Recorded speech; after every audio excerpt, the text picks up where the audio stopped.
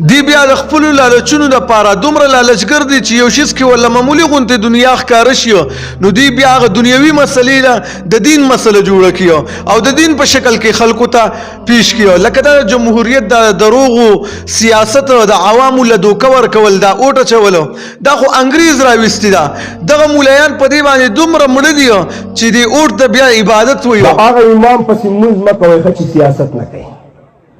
او که دلایل غواړي زه به یو کتاب راولېږم که وس مناظره ټیټه کوئ نو ما لږ ناوخته ده چې وس ته تلم هغه امام پسې مونځ مه کوه کاکا چې هغه څه نه کوي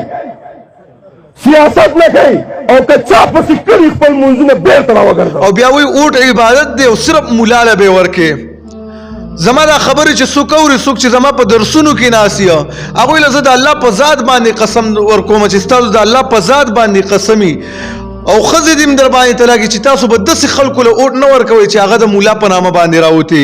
ځکه هغه بیا تاسو له بېدیني دین ښکاره کوي کفر درته اسلام ښکاره کوي د خپل اوټ دپاره داسې خلکو نه ځان وساتئ ځکه دا دروغو سیاست د عوامو له دوکه ورکول دا په اسلام کې نشته دی او که چا داسې خلک امامان جوړ کړي وختونه چوټي کوئ منځونه پې خپل مخ راپوئ هسې نه چې شپېته کاله بندګي ورپسې وکئ منځونه ورپسې وکئ الله رب العالمین دله ووایي چې یاره نه دی مې قبول کړی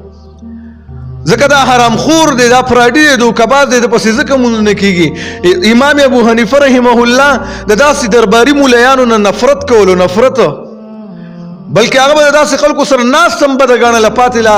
داسې خلکو پسې مونځونه کول او دې عوامو نه هغه د ارزانۍ په وخت کې د مهنګایۍ جلوسونه